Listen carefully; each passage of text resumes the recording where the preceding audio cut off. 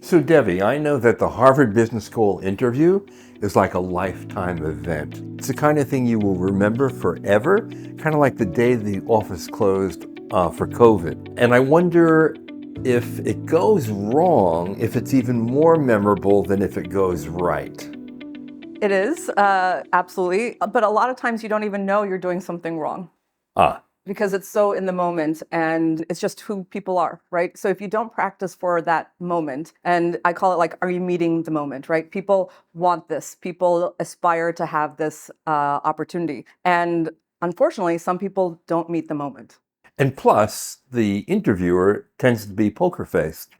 So you can't know with total certainty if you're doing well or not because you're not getting the kind of response from the human across the desk that you would typically get. Yes and no. And what Ah, I mean by that is I think the poker face is systemic to the experience. And what I mean by that is they're thinking, they're processing, they are really listening, and they're listening to understand, not listening to critique, right? They want to be able to say, oh, okay, well, tell me more. Or they want to be able to respond. They're not listening to judge you. They're listening to say, okay, if I understand this and they said this in the application, that means I need to ask this more. So there's a lot of real-time processing. When I was in those shoes, I was so busy thinking that I probably didn't, pay attention to what my expressions were. But at the same time, when something is interesting because they'll be like, oh my God, tell me more, or what, so I think it is responsive. I think the poker face, if you do see it as a poker face, it's more of like they're thinking and processing everything that you've said, as well as everything you may not be saying. right. Now, you've done hundreds of HBS interviews when you were on the admissions board for years, and you've done thousands of mock interviews preparing candidates for interviews as a consultant. What are the horror stories? Luckily we have some time to talk about that. There are disasters or horror stories, and again, it's more of I think a lot of it has to do with nerves. I think a lot of it has to do with preparation, and also judgment. Right. And so this is the person raw as is and everything like that. And sometimes even the best preparation, may not get you to meet that moment. So yes, we have a lot to talk about today. Absolutely. Okay, give me a horror story. Tell me one that went horribly wrong. Sure. So I kind of categorize them in different categories. So maybe we, talk about them. We have that many? Yes, we do. I actually created a framework, believe it or not. Oh my. I am that much of a dork. You can't take the HBS out of me. I think people can see themselves in a lot of these different categories. Yeah.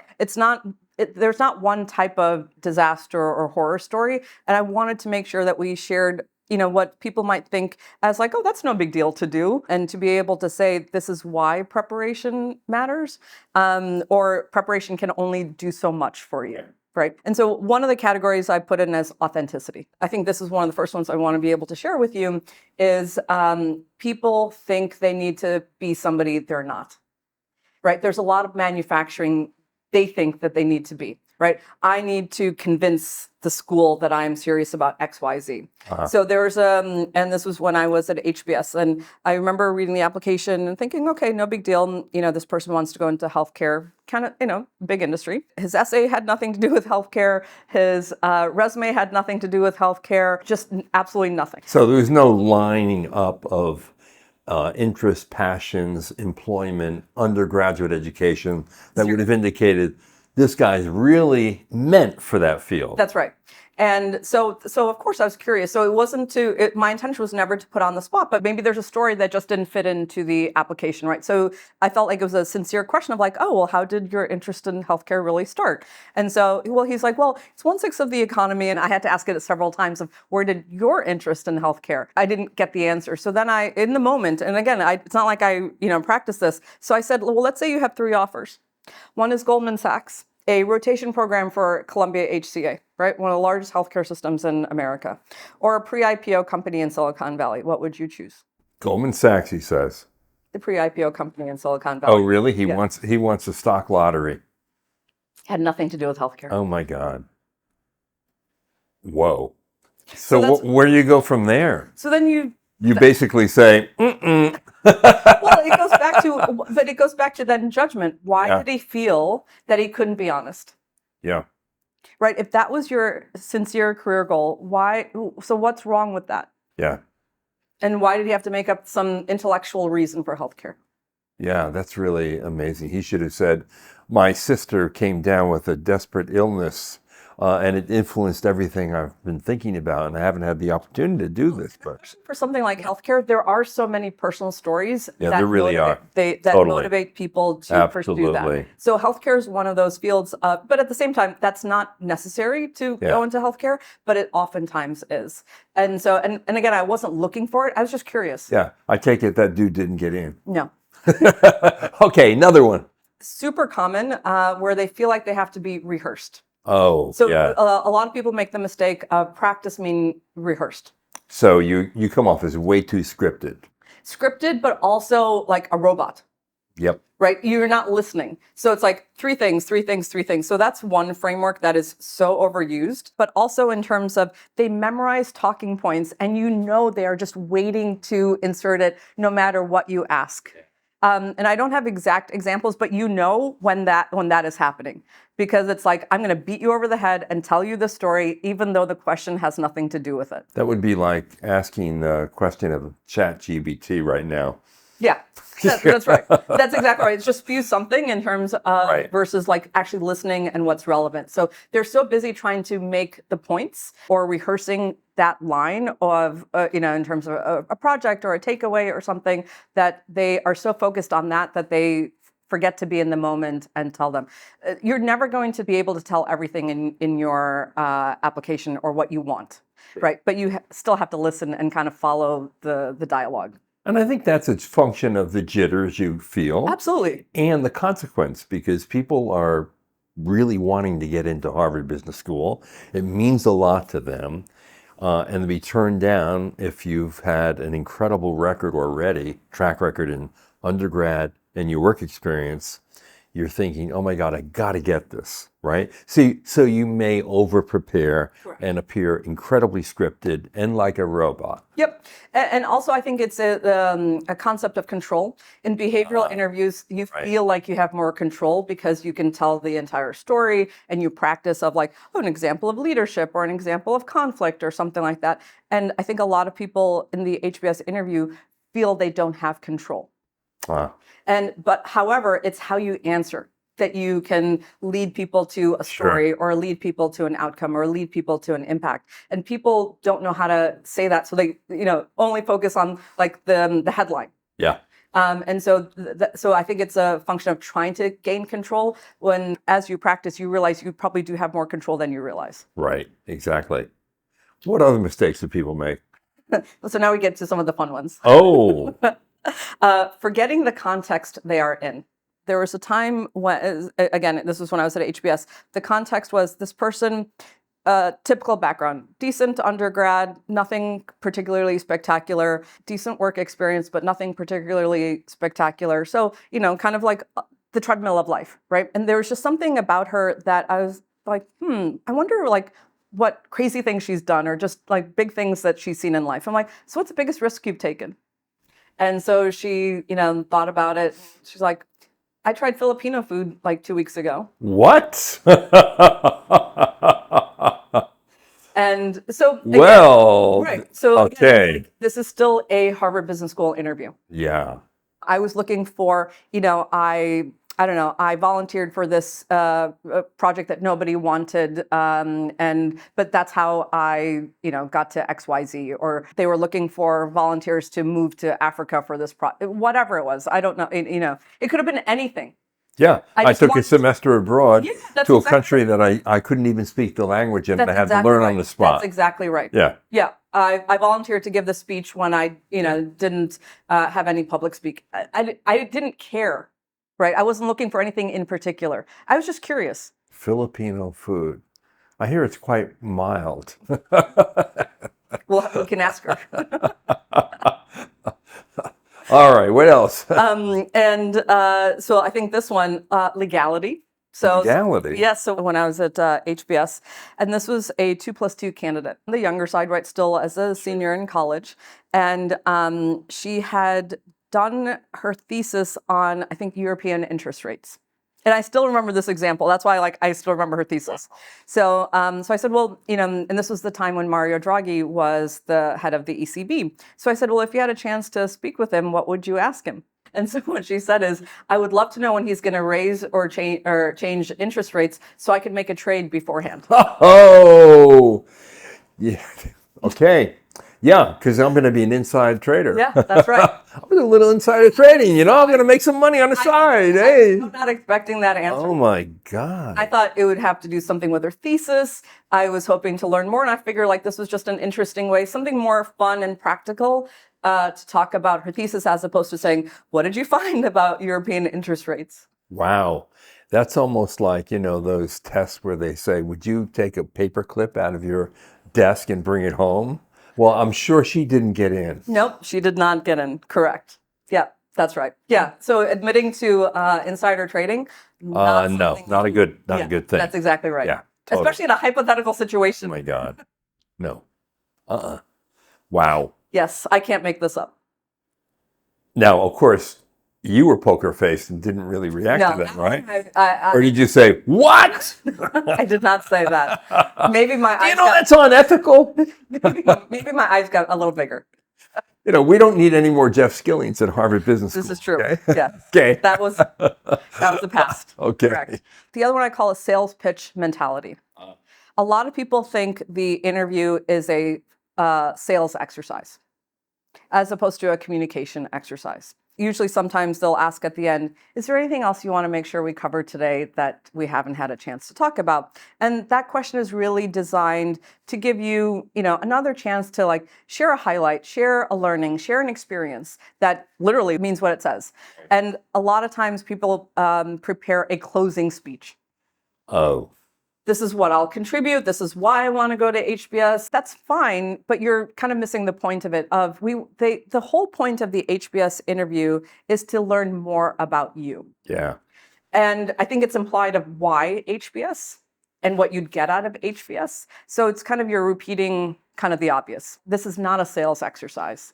It is a function of self-communication, self-expression, right? It's a function of sharing what you've observed in the world and who you are. So instead of giving you a revealing anecdote that adds to their personality, their character, they're doing a close on the sale. That's exactly right. Yeah.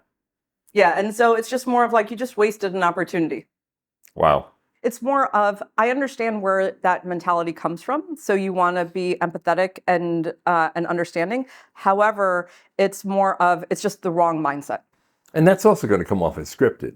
Absolutely. Yeah. And most often because they're ready for that opportunity. Totally. They are, ready to give the 3 points of what they would contribute and everything. And the thing is, the HBS interviewer knows and can read between the lines of what you can contribute. You don't have to say, I can contribute financial modeling or I can contribute my healthcare experience. It's if you've been in healthcare for 6 years, I know you can contribute healthcare, right? Which makes me think there's really a delicate line between being too prepared and being totally spontaneous. Yes. Preparation means you know who you are, you know what you've done, you understand the takeaways. Preparation doesn't mean rehearsed, doesn't mean memorized. It's not a speech. Yeah. Right? A lot of people think it's a speech. And when you come from that mindset, you are so busy talking and remembering, and there's zero room for listening. Yeah, exactly. So that unfortunately that happens quite a bit. Now, there's some strange behaviors as well that occur. Yeah. I know in your past as an interviewer, you've had some real strange things happen. Yes, I call that, outside of normal expectations.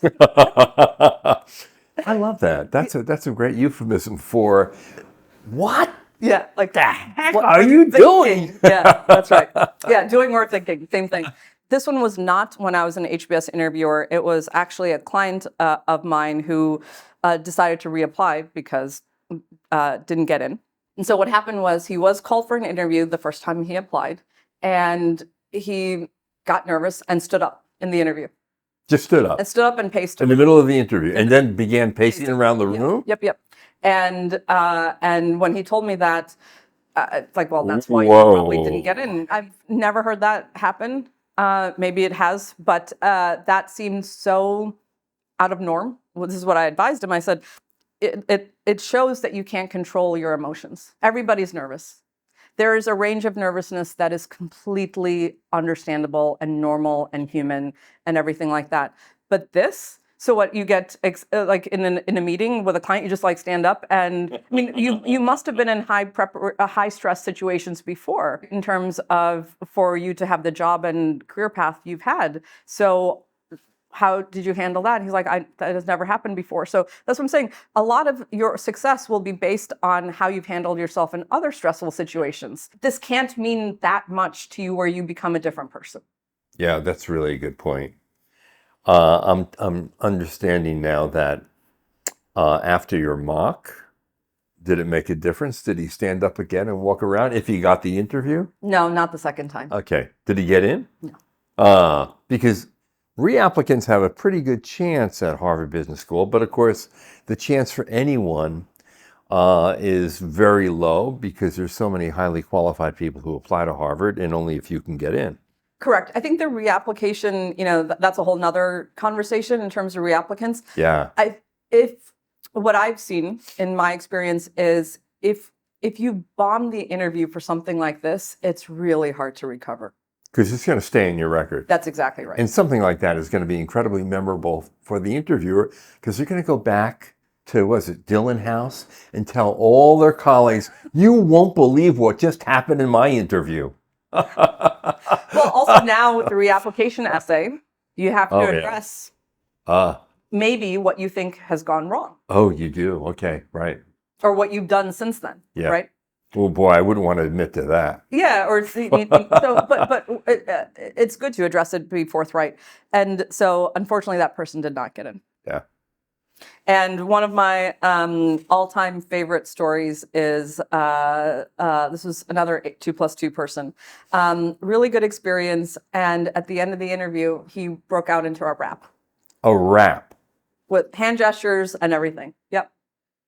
Sound effects like. No. Short of that. Short of that. And you're just, look, again, outside of normal expectations. I'm sure the rap was about his desire to be a student at the Harvard Business School. I don't even remember at this point. This was so many years ago. I just remember he broke out into a rap at the end. Oh, my God. This reminds me of a recent Uber driver I had just this past week. As soon as I got into the car, he started singing to me. Turns out he's working on a musical about being an Uber driver. And he's testing out his song. So, well, that's clever. I mean, everybody is a focus group for him then. Exactly. Wow. Yep. And then the other thing, to end on in terms of what I consider disasters is being late. Oh, yeah. Absolutely no excuse. You know when it is.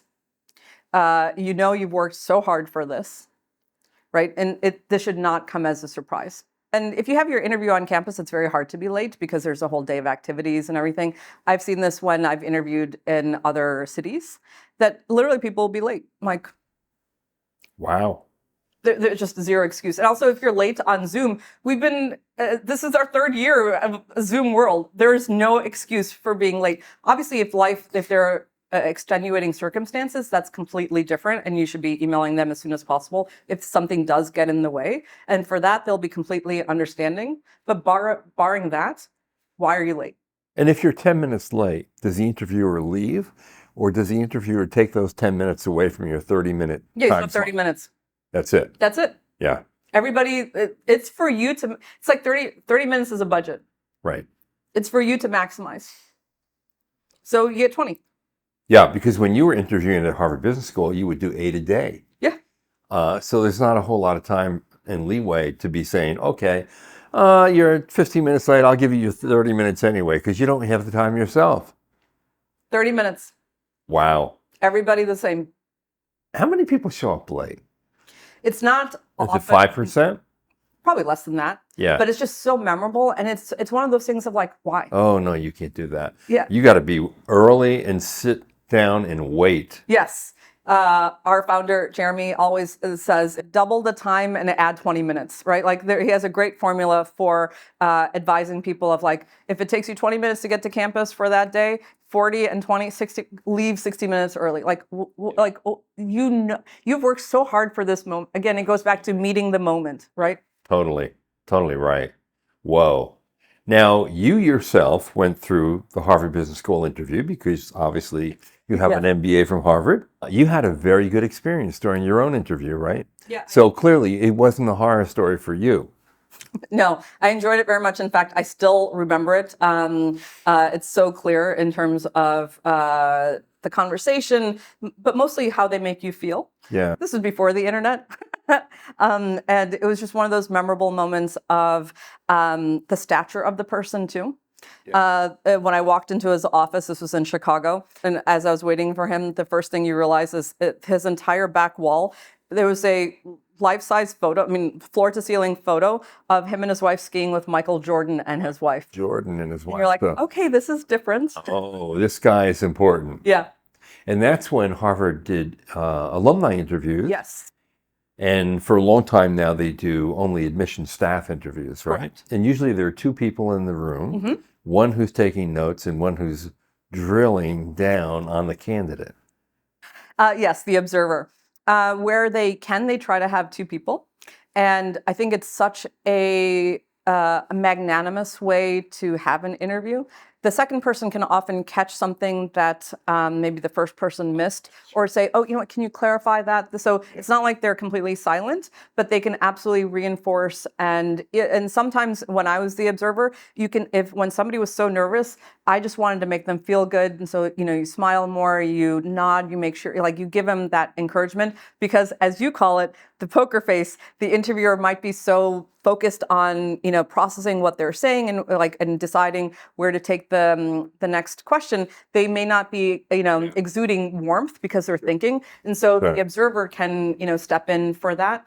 And the other thing is, you know, that's how meetings are, right? In terms of it's a group effort. So I think you can see how much emphasis HBS places on the interview just through how many resources they allocate for the interview process. They are serious about getting to know you, about getting to know you not just as a person. I mean, the application is a means to that. And it's not easy interviewing 2,000 people a year. No, not at all. Okay, now you remember that very incredible scene on broadcast news where a guy gets his chance to be the anchor and he's sweating bullets. He's so nervous. Do people sweat during the Harvard Business School interview? Yeah, in fact, the next part of our conversation is all the things that I don't consider disasters. And sweating is not one. No, and sweating, you know, you can see when people shake. Oh my God. You know, literally like, or their voice trembles, or they stutter. All of that is so normal and human, and that is, I don't consider that a disaster at all. Okay, so you can sweat, you can shake, but don't stand up and pace around the room. And, don't be late. And the final takeaway really is be your authentic self. Absolutely. Be as natural as you can be. Be as natural as you can be. And the reason is that's who you are. Yeah. And that's your source of success. Yeah. Right? You have demonstrated a path of success. Why do you want to be somebody else all of a sudden in terms of, because you think HBS wants to hear something? That is not true at all. Right.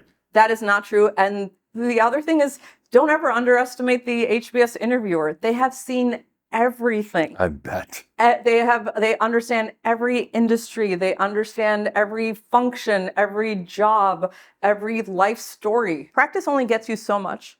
And then there's judgment. And at the end of the day, this is about judgment. Well, let's hope that you don't have a horror story.